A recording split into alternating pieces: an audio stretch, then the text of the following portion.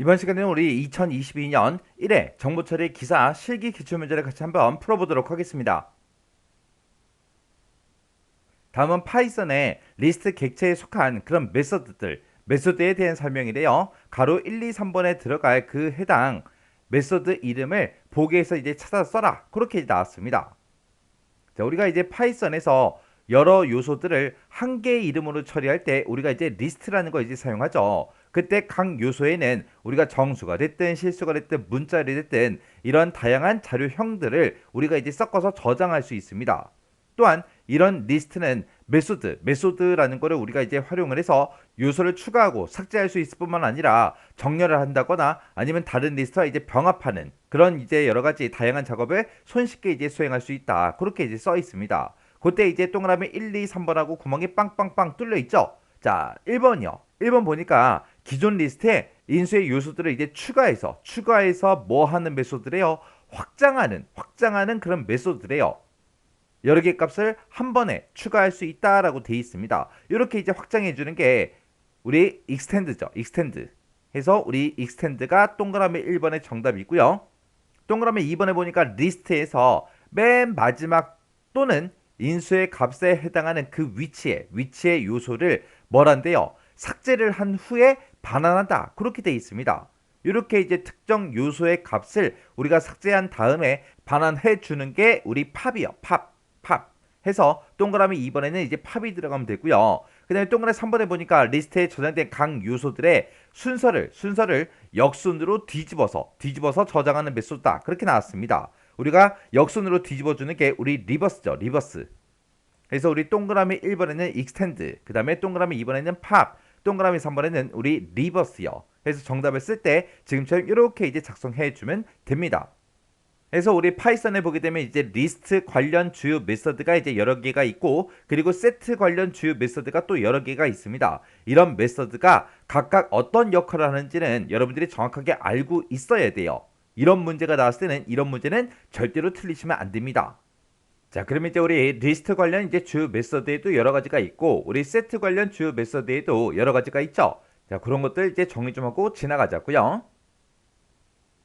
우리 리스트 관련 이제 주요 메서드에 보게 되면 지금 좀 이렇게 여러 가지가 있는데, 그 중에서 이 세 가지가 우리 이제 문제로 이제 나왔던 그 내용들이고요. 그 다음에 이제 소트라는 그 메소드도 있죠. 얘는 이제 리스트를 정렬할 때 이제 사용하는 그 메소드요. 그때 우리가 그냥 소트라고 이렇게 쓰게 되면 그때 이제 기본값이 이제 오름차순이에요. 그래서 1, 2, 3, 4, 5, 6, 7, 8, 90 그런 식으로 이제 정렬해 주는 게 우리 소트입니다. 근데 이 소트에서 우리가 리버스라는 이 속성을 이제 이용해서 우리가 이제 정렬 방식을 이제 지정할 수가 있어요. 그때 우리가 리버스라고 이렇게 써주고 그 뒤에다가 우리가 이제 true다, false다 이런 걸 이제 붙여줄 수 있습니다. 해서 우리가 그때 이제 true를 이제 붙이게 되면 이제 내림차순을 정렬해 주는 거고, 우리가 이제 false를 붙이게 되면 이제 오름차순으로 그렇게 이제 정렬이 돼요. 그때 예를 보게 되면 지금처럼 이렇게요.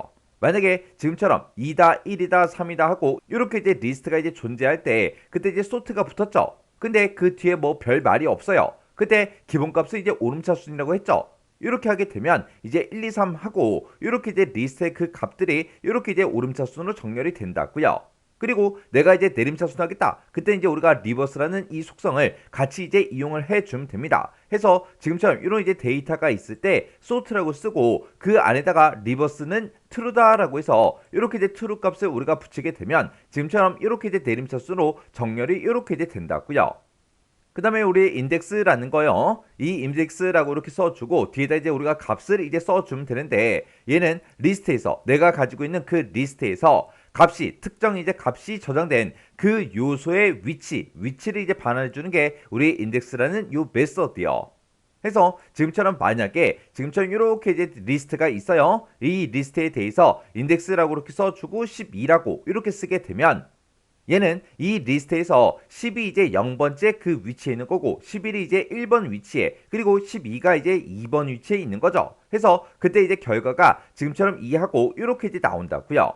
그 다음에 우리 이제 카운트라는 거요. 카운트라고 쓰고 뒤에다가 이제 우리가 값을 이렇게 써주게 되면 내가 가지고 있는 그 리스트에서 특정 값이 내가 지정한 그 값이 저장되어 있는 그 요소의 이제 개수를 이제 반환해 주는 게 우리 카운트라는 요 메서드입니다. 해서 예를 들어서 지금처럼 이렇게 이제 리스트가 이제 존재해요. 그때 이제 카운트 0이라고 이렇게 쓰게 되면 그때 이제 0이 여기도 있고 여기도 있고 여기도 있죠. 이렇게 0의 개수가 총 3개가 있다. 그렇게 해서 그 개수를 이제 반환해주는 그 메소드가 우리 카운트라는 이 메소드입니다.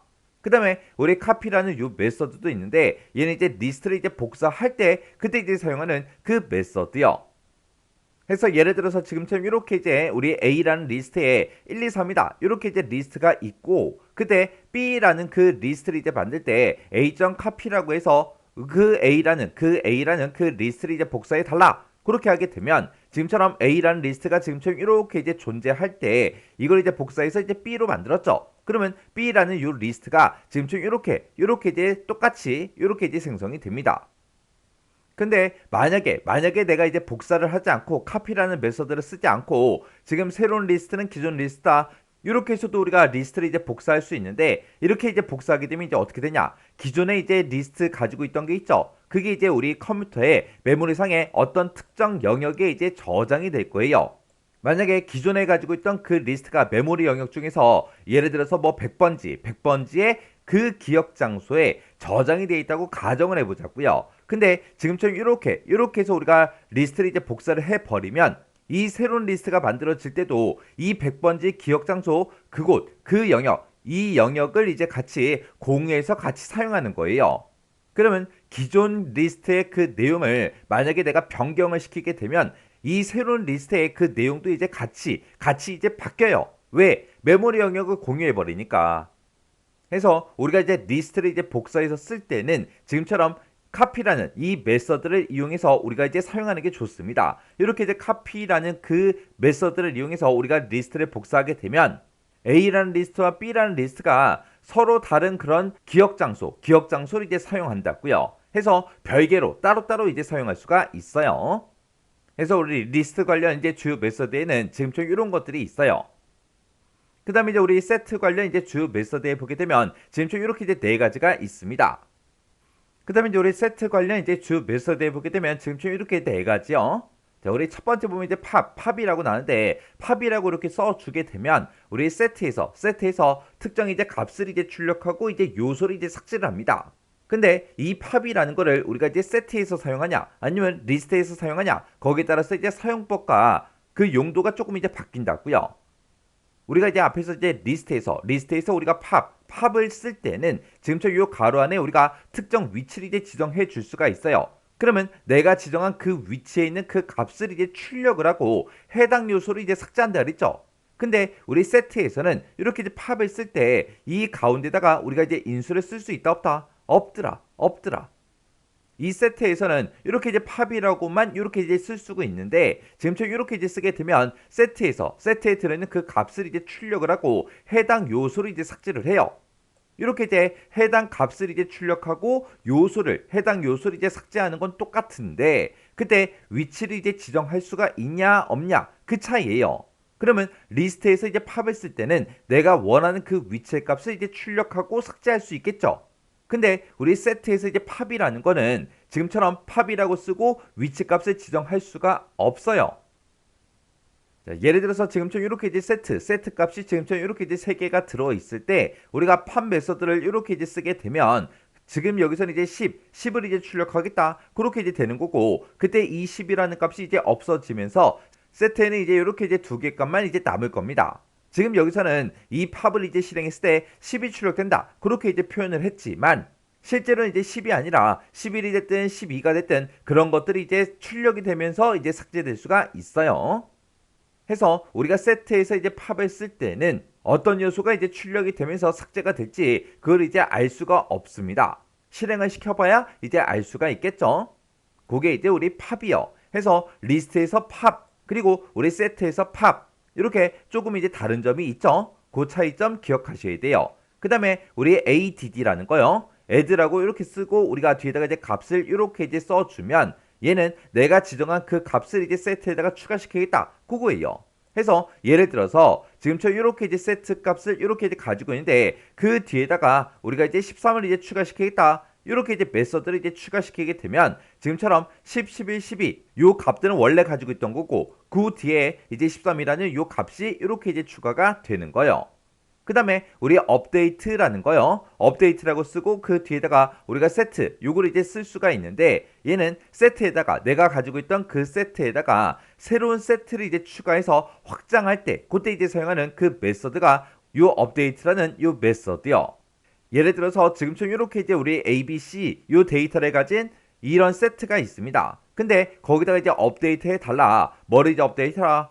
우리 C하고 D 이 두 개 값을 가진 그런 세트를 이제 추가시켜서 확장을 해달라. 그렇게 했더니 지금처럼 이렇게 이제 결값이 이렇게 나옵니다. 여기 보게 되면 원래 기존에 가지고 있던 그 세트에도 우리 C가 있고 새로 이제 추가시킬 그 세트에도 C가 있죠. 이렇게 이제 중복되는 데이터가 있을 때는 그 데이터는 이제 한 번만 이렇게 이제 표시가 됩니다.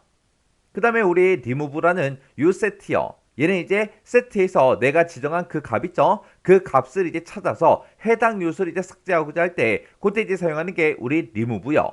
해서 예를 들어서 지금처럼 10, 11, 12 이렇게 이제 세 가지 값을 가진 그런 이제 세트가 있을 때 그때 우리 remove 10이라고 이렇게 이제 메서드를 쓰게 되면 그때 이제 10이라는 그 요소값이 여기 맨 앞에 있죠? 이 값을 이제 써서 해당 요소를 이제 삭제하고 그 다음에 10이라고 12 요 두 개의 값만 갖는 그런 이제 세트가 이제 나오는 거예요. 그래서 우리 리스트에서 이제 사용하는 그런 이제 주요 메서드하고 세트 관련 주요 메서드 얼마든지 이제 시험 문제로 이제 출제될 수 있겠죠.